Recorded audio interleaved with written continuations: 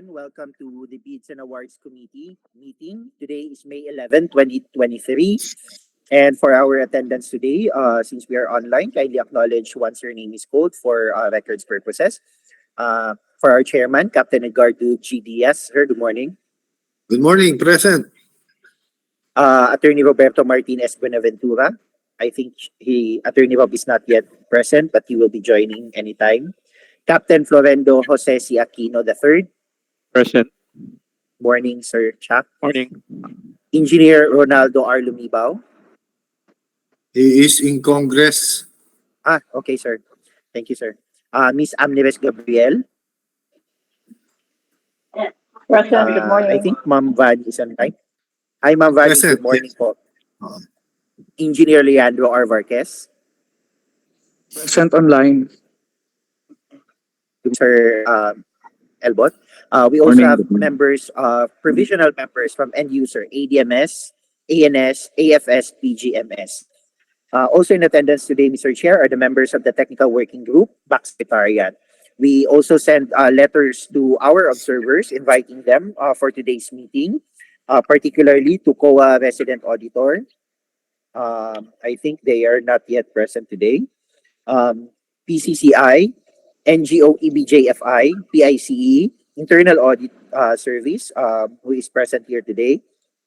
PCAI, and from the Department of Transportation, considering that we will be discussing one of the DOTR downloaded projects. So four of the 7 members of the committee, Mr. Chair, are present, so we do have a quorum, sir. all right, thank you. So, fire away, Attorney. What is our Okay, sir. first item? The first item in our agenda today, sir, is the pre-bid conference for the supply and installation of 3 units, 600 kilowatt chiller at Iloilo International Airport with bid number 23-10-05 amounting to 39,084,673 pesos and 92 centavos. This is an ADMS project, and we have 3 prospective bidders who inquired and asked for a link for today's pre-bid conference, sir. ADMS representative are here ready to present the project to our prospective bidders. Permission to admit, Mr. Chair, the prospective bidders. Okay, admit the bidders. Secretariat, please kindly admit our prospective bidders. And ADMS, please kindly proceed with the presentation. Thank you, sir. Good morning po. Good morning, Mr. Chair. Good morning, everyone.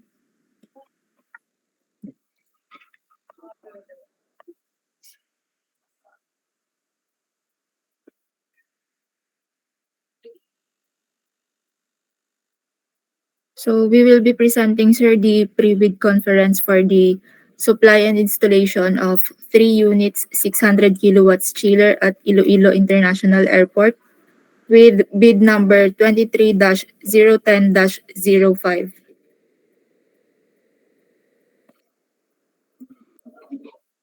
So this is the bid data sheet under ITB Clause 1. The procuring entity is Civil Aviation Authority of the Philippines, and the name of the contract is Supply and Installation of 3 units, 600 kilowatts chiller at Iloilo International Airport with identification number of the contract or the bid number 23-010-05. The funding source is CAAP APP CY 2023 in the amount of 39,084,673 and 92 cents. ITB Clause 5.3. For this purpose, contracts similar to the project shall be supply or delivery, installation, testing, and commissioning of chillers and completed within the last 7 years prior to the deadline for the submission and receipt of bids. Subcontracting is not allowed. Under ITB Clause 10 and 11, Certificate of Site Inspection duly signed by Ms. Manuela Luisa F. Palma, the Airport Manager of Iloilo International Airport, or her duly authorized representative. These shall include all the following documents as attachments to the certificate of site inspection and shall form part of the bidder's technical documents. Letter A is the company ID. B is the copy of the airport or facility visitor's logbook. Letter C is the picture of the proposed site, including the personnel who conducted the site inspection together Ms. Manuela Luisa F. Palma or her duly authorized representative. This is the sample of the documents needed. And ITB Clause 15, each and every page thereof shall be initialed or signed by the duly authorized representatives of the bidder. Submitted eligibility, technical and financial documents shall be properly marked with index tabs and must be sequentially paginated in accurate order in the form and page number of last page of the document. Pagination should be sequential based on the entire span of the whole documents inside the envelope. Each bidder shall submit one copy of the first and second components of its bid. Here is the sample illustration. And ITB Clause 15, each bidder shall submit one original copy of technical or eligibility component and financial component. All envelopes must be labeled as follows: name of the contract to be bid in capital letters, name and address of the bidder in capital letters, name and address of the procuring entities back identified in the ITB clause number 10.1. Bear the specific identification of this bidding process indicated in the invitation to bid.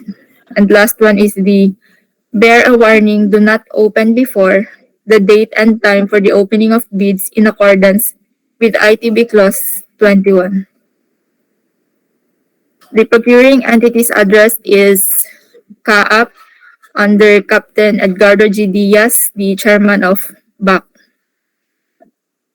And the address for submission of bids is back office at the CAAP Central Office. And the deadline of submission of bids is at May 25, 2023 at 10 a.m.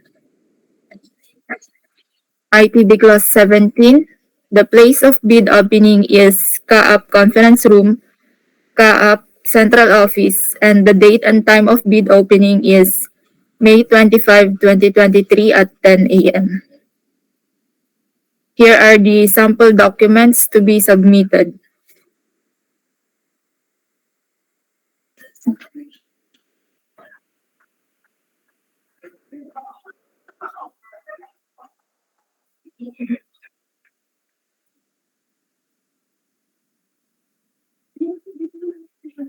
And here are also the checklist of technical and financial documents.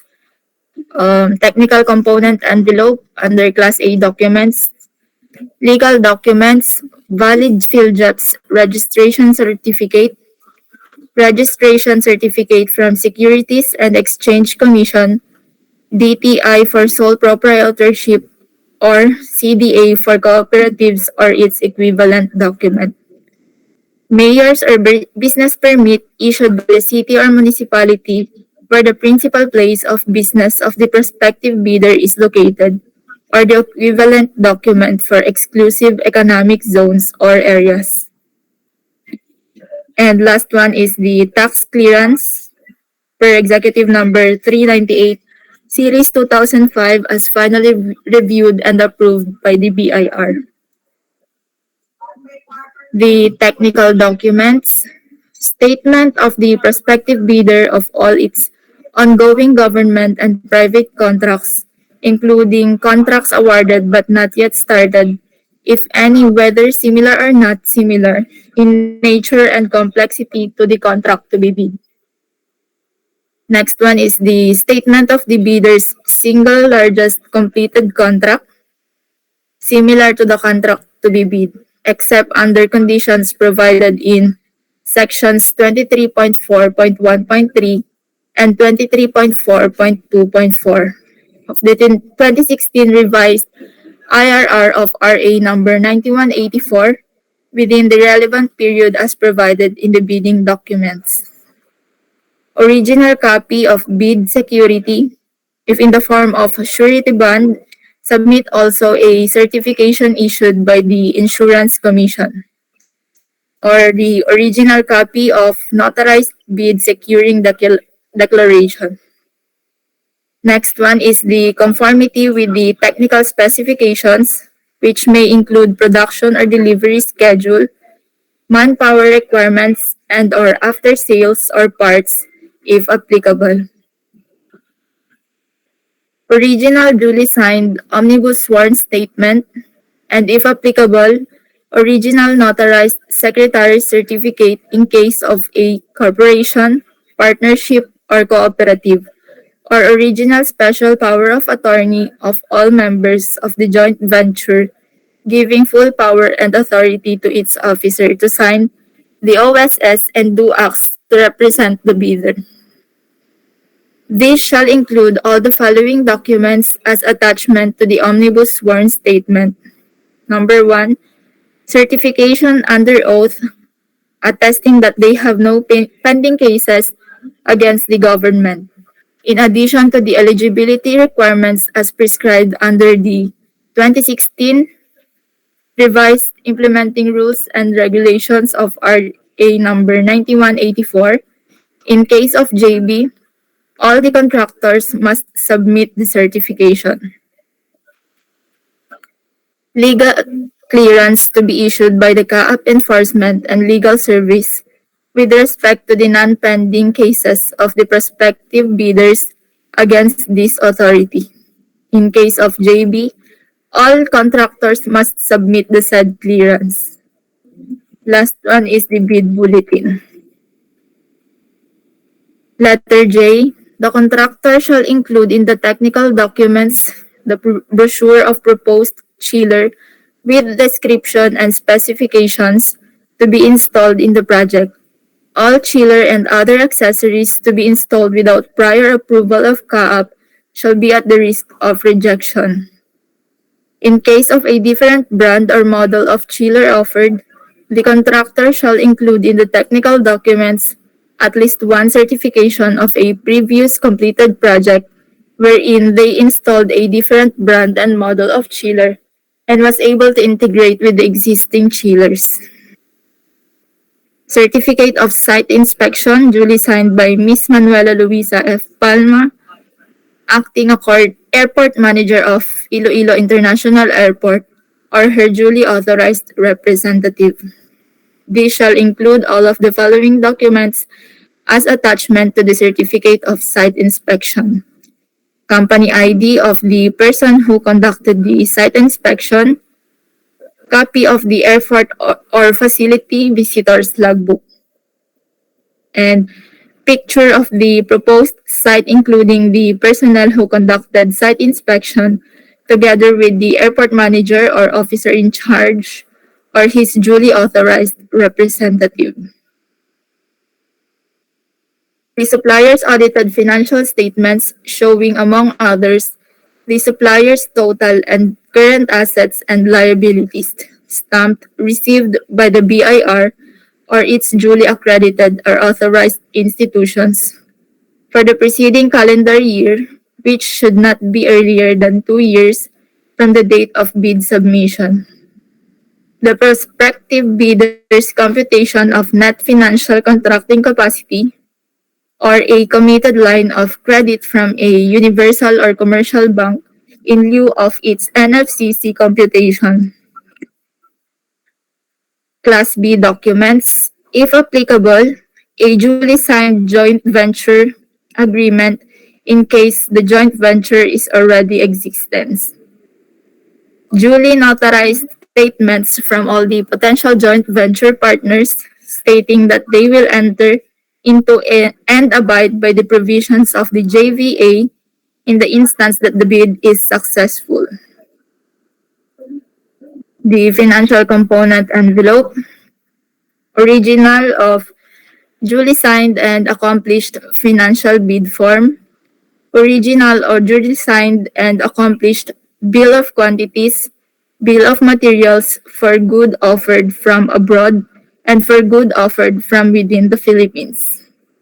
Other documentary requirements under RA number 9184 for foreign bidders claiming by reason of their country's extension of reciprocal rights to Filipinos, certification from the relevant government office of their country stating that Filipinos are allowed to participate in government procurement activities for the same item or product. Certification from the DTI if the bidder claims preference as a domestic bidder or domestic entity. Here are the project technical details, the scope of work.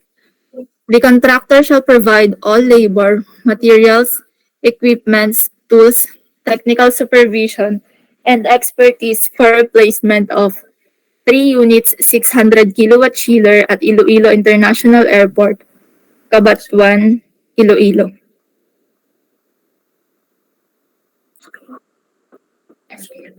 SPL1.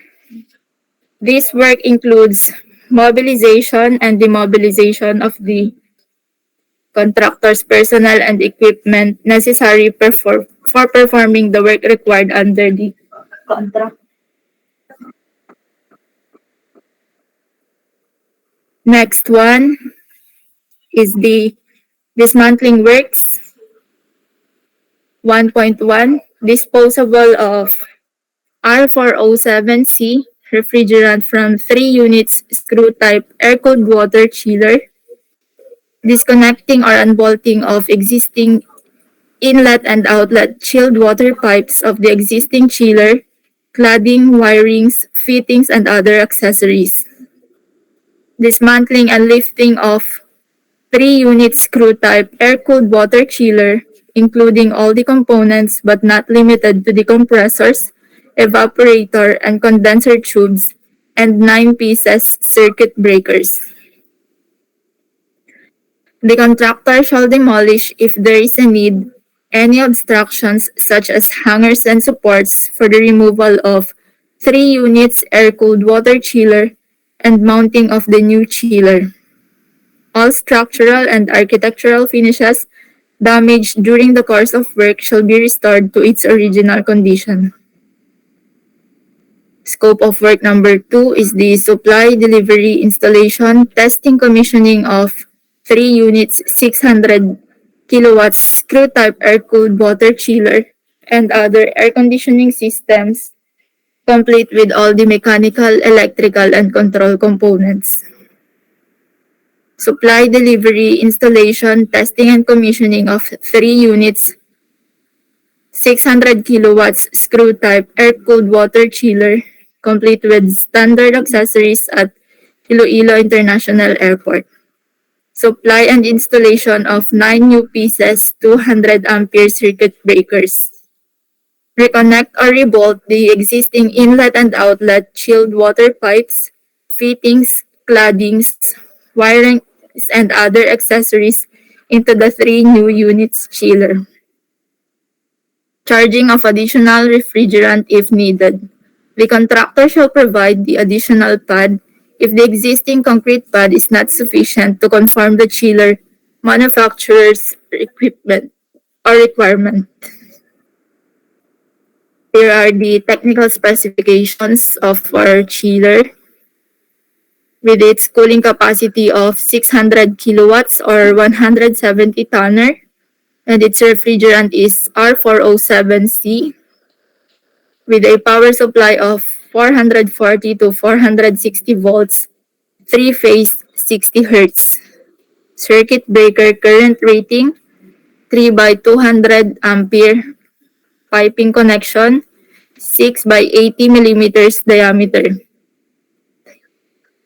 BMS connectivity, SavicNet FX.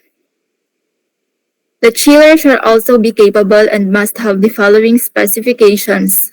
The chillers can function as a part-loading cooling system. Each compressor shall be electrically and mechanically isolated. so that if a compressor fails or needs to be serviced, it can be serviced or removed from the chiller without disabling the other compressors and allowing the chiller to remain in operation with the other compressors online. The chillers shall have minimum outlet temperature of 44.6 degrees Fahrenheit or 7 degrees centigrade and an inlet temperature of 54 degrees Fahrenheit or 12 degrees centigrade. The chiller shall be building management system ready and can communicate to CivicNet FX, which is the current BMS software of Iloilo International Airport. The chillers shall be able to integrate with the existing chilled water system of the Iloilo International Airport. Terms and conditions. The contractor shall include in the technical documents the brochure of the proposed chiller with description and specifications to be installed in the project. All chiller and other accessories to be installed without prior approval of CAAP shall be at the risk of rejection. In case of a different brand or model of chiller offered, the contractor shall include in the technical documents at least one certification of a previous completed project wherein they installed a different brand and model of chiller and was able to integrate with the existing chillers. The project shall be completed within 210 calendar days. All works must be done without disruptions on the working condition of the working areas. The contractor shall conduct factory tests on the chillers witnessed by 3 CAAP authorized representatives prior to the shipment. All costs for visa requirements, if needed, transportation, board and lodging of the 3 CAAP authorized representatives shall be for the account of the contractor. The contractor shall conduct a training or seminar at Iloilo International Airport on the operation and basic troubleshooting of the new chillers for 3 attendees or participants from the Iloilo International Airport engineering personnel. The contractor shall operate the chiller for a period of 6 months after commissioning. The chiller warranty shall be for the period of 1 year after the acceptance of the project. The warranty shall include the compressors, other part, and labor. The contractor shall conduct monthly preventive maintenance of the chiller and must submit monthly preventive maintenance reports to Iloilo International Airport during the warranty period. Payment will be made as follows. Full payment will be made after issuance by the CAAP of Certificate of Acceptance and submission of all documents. All payments shall be subject to applicable taxes. The execution of all works shall be subject to the inspection and acceptance by the CAAP authorized representatives. Here are the approved plans for this project. The chiller demolition plan and the new chiller plan. That ends our presentation, sir. Thank you, Jessica. Yung, Yes po. again, yung temperatures natin nasa Fahrenheit. Can you please, Mr. Chair, at this next time include Fahrenheit and then the equivalent in centigrade, ha? Yes, sir. Noted po. Okay, thank you. Mr. Chair, at this juncture, sir, the end user as well as the technical working group are now ready to accept questions from our prospective leaders. And we have 3 prospective leaders, Mr. Chair.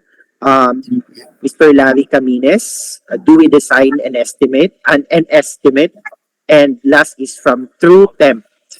So, leaders, the floor is now open for queries or clarification. Sige, go ahead. May mga questions po ba tayo from TrueTemp, Dewey Design, and Mr. Larry Camines?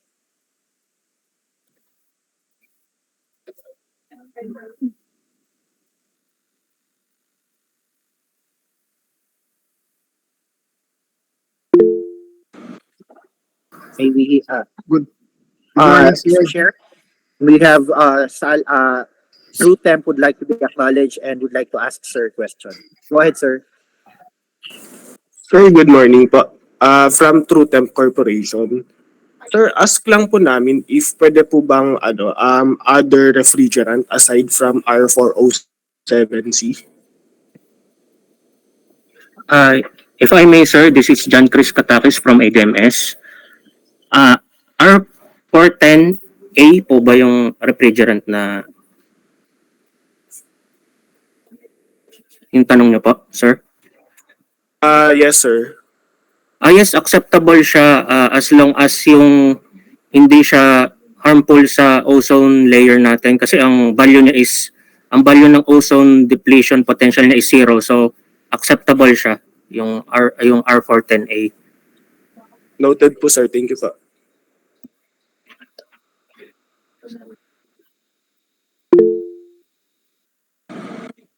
Any other questions po? Ika Marines, please. Yes, sir. Good morning po. Aside from 410A, can we also use R134A?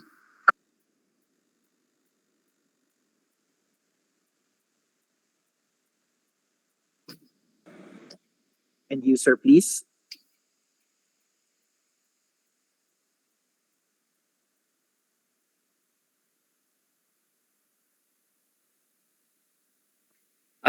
Yes, sir. R134A is also acceptable since it has 0 ODP and it is not harmful to the ozone layer. Okay. Thank you po, sir. Another, sir, yung site inspection, ano yun? Sabay-sabay or individual? Anytime po, as long as na present po yung airport manager or her authorized representative from the airport para po mag-assist sa inyo, sir. Okay. Sige. Thank you, sir. Thank you, sir.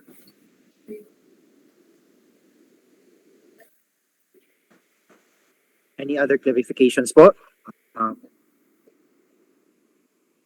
Meron pa po bang mga katanungan?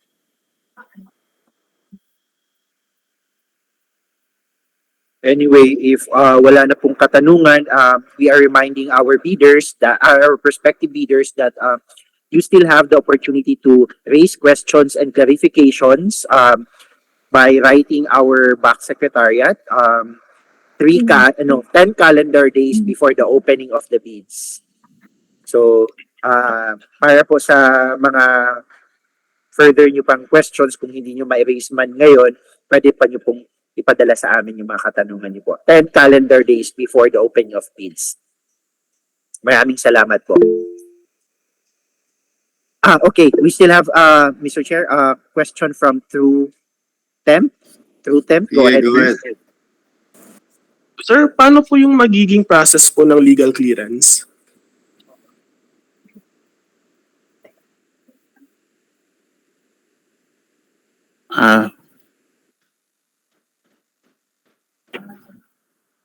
Sir, can anyone answer that regarding the legal clearance?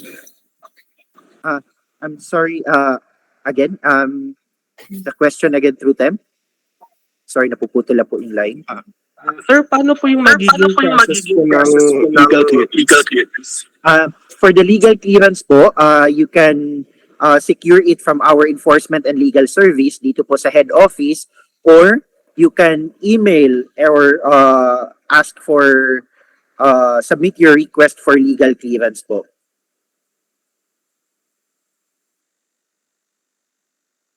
Noted po, sir. Thank you. Thank you, sir. Sir, regarding sa legal clearance, Yes, sir. saan namin check the email nag-request kami? Mag-post na lang po kami ng bid bulletin, sir, para ma-indicate din po yung kung halimbawa pwedeng kung saan ma-email po ninyo ang legal request for legal clearance po. Okay, sir. Thank you. Thank you. If there are no other questions, Mr. Chair, we can now close this item. And again, sir, we remind our prospective bidders that they still can submit the written clarification 10 calendar days before the opening of bids. Noted po, sir. Thank you.